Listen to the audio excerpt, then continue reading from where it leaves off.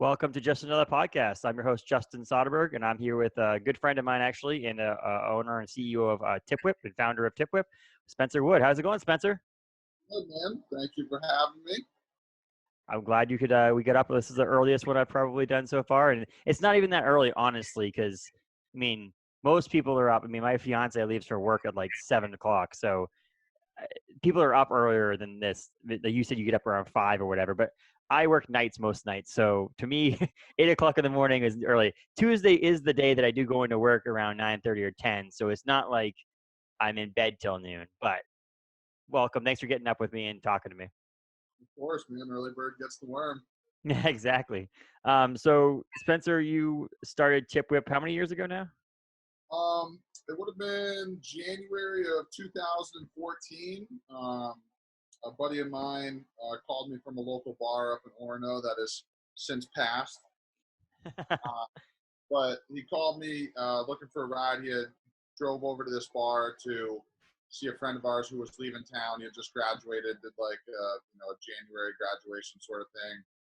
So we drove over there and then ended up drinking way too much, couldn't drive back.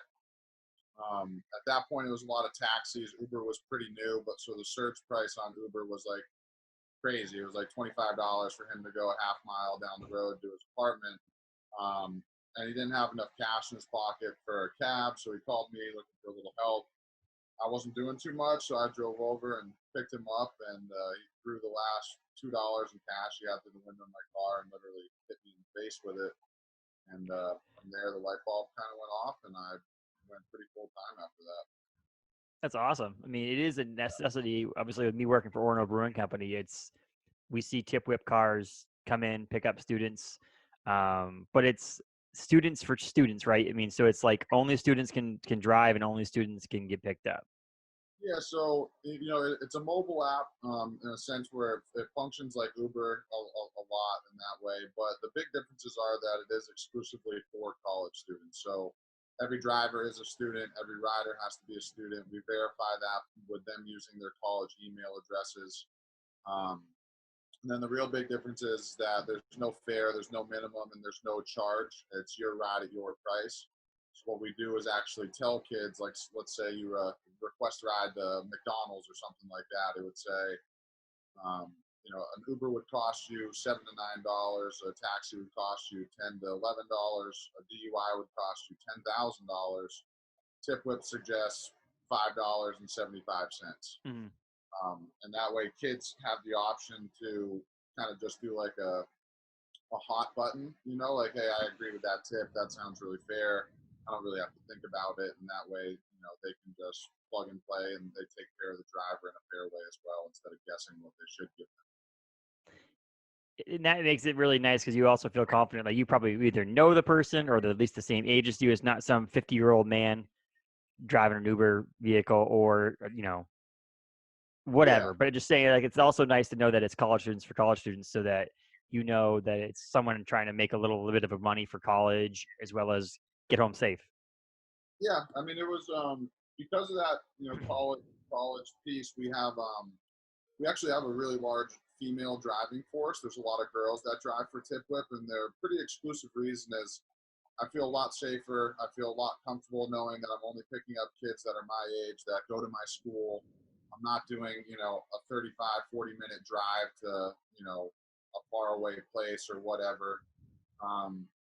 So the comfort factor is definitely a big one. A lot of the times, that's kids' biggest reason for using TipWhip, and they may even wait a little longer for a ride, just knowing that they're getting another student to come pick them up and things like that. It's confidence that it's likely more safe and confidence that it's likely more, I don't know. Again, putting money, it's the local fist to it. I feel like even though Uber drivers and your DoorDash drivers and all those people are local people, TipWhip is a local company. So it's like, not only are you giving money, because you're not making money off this, because 100% of the tips goes to the driver. So right now it goes to 80-20. Okay. So drivers keep 80%, 20% comes back to the company to essentially keep the lights on. But we do a lot of bonuses and things like that. So kids end up keeping upwards like 95% of every dollar that they bring in as a driver. So part of that goes back. I said you said to keep the lights on, but to a local company that it's helping other people in that area. Like I said, the people who driving for Tip Whip also on the nights they're not driving need to have some money to go out and hit up OBC or hit up Woodman's or Margaritas or whatever OHOP. So it's nice to see that the money's coming back into a local thing too, which is pretty cool. So yeah, that's really what I wanted to kind of hyper focus on was, I wanted everybody's money to really stay like in the immediate community, instead of a driver, an Uber or Lyft driver, something like that, coming, 30 or 40 minutes away into the college town to just try to make a couple quick dollars on Friday night. That money's going to a kid that you're probably going to see at that local pizza spot or OBC, something like that, maybe even like the next day. So the money stays where it's at. It supports the businesses that are supporting the students, and overall everybody stays safe and has fun. You get to meet a lot of people. It's really social. It's like, hey, I saw you in the rec center the other day. What's up? Meet you. Like, now you're my tip driver. So it's fun that way. So you 2014, it's now 2020, so it's been 6 years. Did you start with an app, or was it? How did you like? I didn't launch it until February of 2016. I first started, I was just using an old BlackBerry like cell phone that I, put a number on and paid for some minutes during the month, and kids would call that number. We would drive around campus. I had a van at the time. We would drive around campus with these magnets on the side of it that said like #ride us, and it had this old cell phone number on it. We'd like pop out and throw a bunch of like junky like business cards to people with the number on it and say Tip Whip or whatever. And then we I'd sit in the passenger seat and I'd pay my friends to drive. So I'd be like, hey dude, like you drive now, I'll give you 40 or 50 bucks. They'd be like, yeah, that sounds good. So we almost have like celebrity drivers, but I'd be in the passenger seat with headphones on, this BlackBerry and like a notebook, and I'd be writing. Hold on a sec. Sorry, dude. Yeah, you're good. My dog. Oh. And I'd be writing down all of the addresses and things like that. And ideally, we'd pick you up. There was no guarantee because things would get crazy sometimes, and like the notebook would be all over the place and whatever. But we started with pen and paper, and then it moved into like a web app, so not like a native, look it up in the Google Play or the iTunes store. But essentially just kind of like a .com that could be saved on your phone to make it feel like an app. But that ended up being a bust. It didn't really work very well. It was kind of poorly developed. Not kind of. It was very poorly developed. So we went back to the cell phone and the pen and paper, and then used another developing company, and took about a year, but ended up launching the first mobile app that was available in the Google Play and App Store in like February 2016. That's pretty badass. Like it shows. It's hard because I started this podcast, and all I need to know is how to use the website, how to upload someone else designed the software to host the podcast audio files, right? I mean, I have a little bit of equipment, but it's like when you started a company like Tip Whip, where your competitors are an app. I mean, if you think about your competitors were Uber and stuff like that. So it's hard to get people to use your stuff if you don't know how to program that. You have to pay someone else and have someone else program the app. It makes it a little bit harder to get that off the ground. So it almost took you 2 years, basically, to get it off the ground to the point where it is now, where there's an app and it makes it easier for people and so on. I always think about when you go to start a company, it's the easiest companies to get going are the ones that you know how to do everything about it. Like, I could launch a website tomorrow that has just a website. But if there was an app involved in it or some sort of software that needed to be programmed, it would take me years to do it because I don't do that. I have to fundraise and pay someone else to do it and so on. So 2 years is actually pretty quick, in my opinion, to get from where you were to an app. So congratulations on that. It was a big learning process. Like I said, the web app was pretty much a bust. and I had, taken some family and friends money for that. So it was kind of like my first rude awakening into, what do you do when shit hits the fan, sort of deal. But because of all the experiences and the way that the app did develop, and it's still developing to this day, there's always things that are changing or needing upgrading or whatever. So it's kind of in constant motion, if you will. But it's been a great learning experience and given me like some invaluable characteristics and ability to understand things that I otherwise would have never understood in the technology world. So it's definitely been good. Has there been an impact at all? I mean, with COVID, obviously, I mean, you missed the past, obviously the last few months of the college academic year. So obviously it doesn't cost a ton to run TipWhip, right? It's not like it's a, multi-million-dollar venture that you have to worry about, but obviously it does cost some money, as well as I'm guessing the last few months of the semester is probably one of your most because of Maine Day and graduation. Or is it? Do you think that the last semester is really the most popular semester for your app? Yeah, I mean, we get a little bit more time. There's a couple months, like school starts in September, and kids are there for the entire month of October, and then they kind of fade away for Christmas and Thanksgiving and stuff like that. When they come back from winter break, they essentially have that like week-long spring break, and other than that, they're on campus and they're at school. So the spring's definitely a more popular time. So yeah, I mean, we definitely lost out, as everybody did, on kind of our popular season, if you will. But it's just one of those things. You just I guess, have to adapt and figure out how you survive and change in a time and world like this. So it's been interesting to try to figure out what the approach will be for the fall. Now that there's no fall sports, kids are going home after Thanksgiving break and not coming back till spring semester. So it's like a lot of us that are in the world of college students and school year, making money that way. Whether you're the pizza place, the brewery, or the ride sharing service, everybody's trying to think about how you respond to what's going to be coming up in the fall and how do you maximize your small period of time. But I think at the same time, for me, safety always has to come first. I mean, that's why I started TipWhip. That's why TipWhip is remain fare free.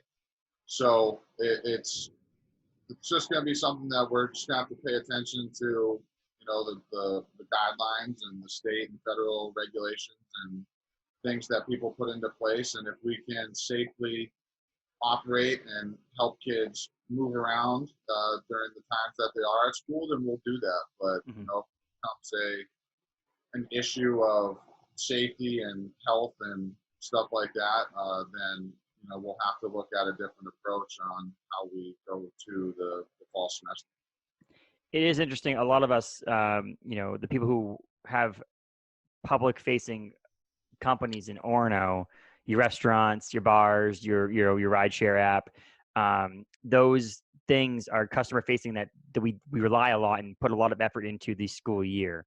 And if the school year is any different than it normally is, it affects all of us, like you were saying. Like, it's not as simple. I mean, there was a reason why Orono Brewing Company is so successful in Orono, is because there's a college there with thousands of students, with a good portion of them, your later years of school are over 21, can come hang out with our place and give us money, and we'll give them food and beer. Rideshare, you guys help them get to our place and get home from our place. So there's that aspect. If there isn't as many students or there isn't as many activities, then obviously the revenue is going to go down for a lot of us. But you said safety is number one. So where it is also ride sharing, people getting in and out of cars, you have to worry about your driver and so on. It's going to be a battle that we don't know. Like, someone asked me the other day at OBC when our patio is going to look different, or when we're going to be able to do inside and outside, and when things are going to go back to normal. And I go, I have no idea. If you have any inkling of an idea more than I do, I'd love to know, because, no one has any idea.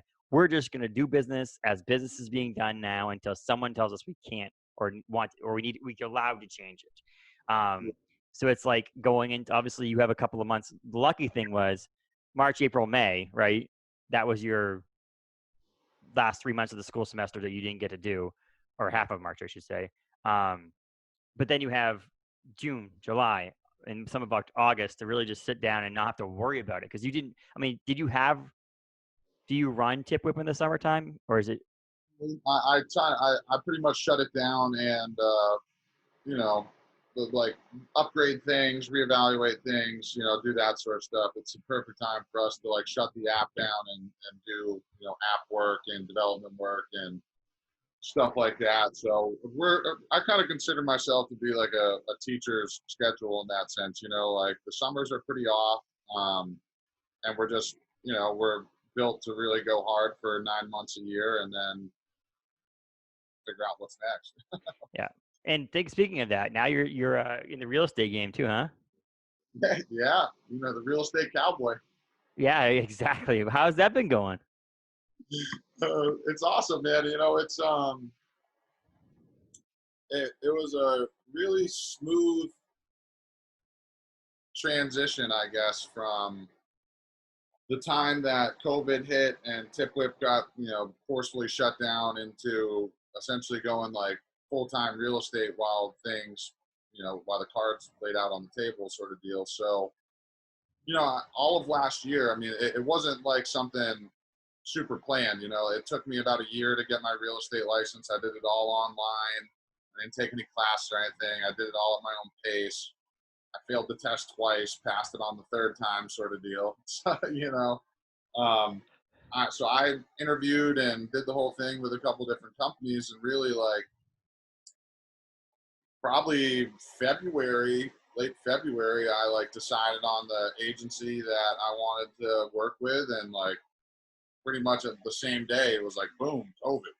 And boom, Tip Whip is, I mean, essentially the world shut down. And so it was like, wow, like what happened to Tip Whip? But then it was like, wow, I have this real estate license. So I just transitioned into that full time. So I guess it allowed me to like not be as emotionally damaged by the shutdown, which was super nice. So I was able to put my focus into real estate without sacrificing Tip Whip and detail on that. That's pretty cool. I mean, it's also, real estate's one of those things you can do around Tip Whip. So if your real estate does take off and does really well, you can also run Tip Whip when it gets back to normal and still be able to sell property and so on, which is pretty cool. It's a cool hand-in-hand kind of thing. And I know a lot of people who really enjoy it. I have a good friend of mine that used to work at Gagan's with me. He sells real estate for, I forget who it is. I forget, Hathaway, Yeah. Berkshire Hathaway. And he sells houses. Like, he's just like living the best life in his, ever, because he has nights off and he, stays at home, nights off. He works on his computer, but he doesn't have to worry about bartending anymore or serving. And he makes like 6 times the money he was making. And it's because he's dedicated to it and he's going to push forward at it. He's going to do everything he can to sell a house. So I can understand, and he loves it. So there's definitely people who out there who are loving real estate. I can see your personality being a great personality to sell something to someone. Not as a used car salesman, bad thing, but you have a very outgoing personality that you're not shy. People who are shy shouldn't sell houses or cars or anything like that, because that just does not work out. I did it back when I was super shy. I sold cars. I sold cars. I probably sold 1 or 2 cars in the span of 3 months. Luckily, I was paid a base salary because I would have never been able to survive. Yeah, selling things is not for the faint of heart, for sure. Oh man, it takes, it took a lot. It takes a lot of practice. Takes a lot of getting used to. For me, obviously, communication and like rapport building with people is like pretty natural for me, and I've learned it over the years of Tip Whip and stuff like that. But understanding the software systems and stuff like that is all something that I have to get used to and do all that stuff for. So it's all relevant, man. Really. Yeah, it's pretty cool. So what's next for Tip Whip? Well, dude, we're gonna hope that it hope that the COVID stuff has like more of a game plan for businesses to follow, and ideally have like a guideline in place for fall semester. You know, I don't really want to be responsible for making the decisions for everybody. You know, so I'm gonna try to listen to like what the state tells us and what other businesses in the area are doing to remain kind of compliant and stuff like that. So I don't want to get too far ahead of myself with it, but we're going to play it by ear and adapt as we kind of come to it, you know. And you scaled up for a while there, but then scaled back. Is that what it was too? Yeah, so we launched in like 15 different schools across the country, which was quite the experience, as you can imagine. And I moved to the University of Georgia and lived down there in Austin and a bunch of SEC schools. But then we scaled back because we landed a corporate sponsorship with Bangor Savings, who wanted us to focus on the state of Maine and stuff like that, which was an amazing experience. And, you know, I love working with Bangor Savings and their innovation and ability to work with businesses like mine and kind of roll the dice on us and support us while we're growing and helping the community. So that really reeled me back in, brought me back to Maine, had us hyper focus on like the UMaine, Husson, Eastern Maine Community College area, and that's where we are, and we're looking at the USM and the Bowdens and stuff like that of the state, but we'll see how the fall kind of goes out. That's pretty cool because it's now focused a lot on Maine. Again, we talk about keeping it local. All the money is now going back into Maine basically too, which is pretty cool. So, yeah. What have you been up to a little bit otherwise? Selling some real estate? That's it, man. Really? Just full time, and actually, I live in a campground right now till October, so that's been pretty fun. It's a lakefront campground, living in style. So if I'm not driving around doing the real estate stuff and looking at land, then I'm in the camper with my dog swimming around. Living the true Maine life, right? I mean, being outdoors and. Yeah, that is it. Doesn't get much more Maine than that. And you stopped by OBC a couple weeks ago and saw our new layout. You were pretty happy about that. It was last week. A couple weeks ago. It was last week. Yeah, it was last week. I showed up with my cowboy hat and all. Yeah, and your pup. Who would I be? Great food. I missed the days that we were able to celebrate with big parties. I mean, Spencer and I, we put on a pretty badass merch kind of party thing.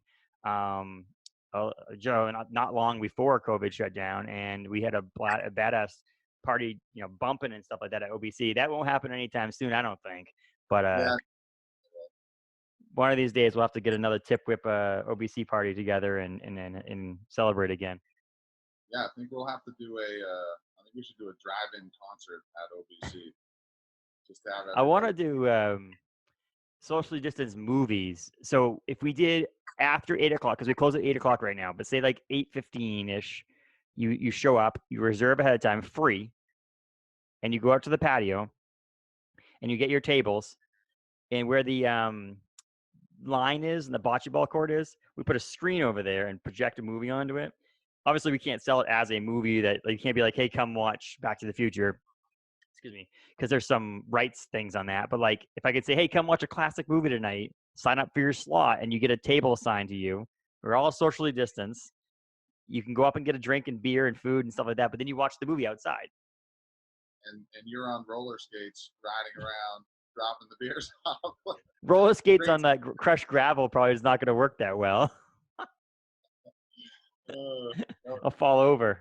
Yeah, you want to see me in a nice little short skirt? Is that what you're trying to say?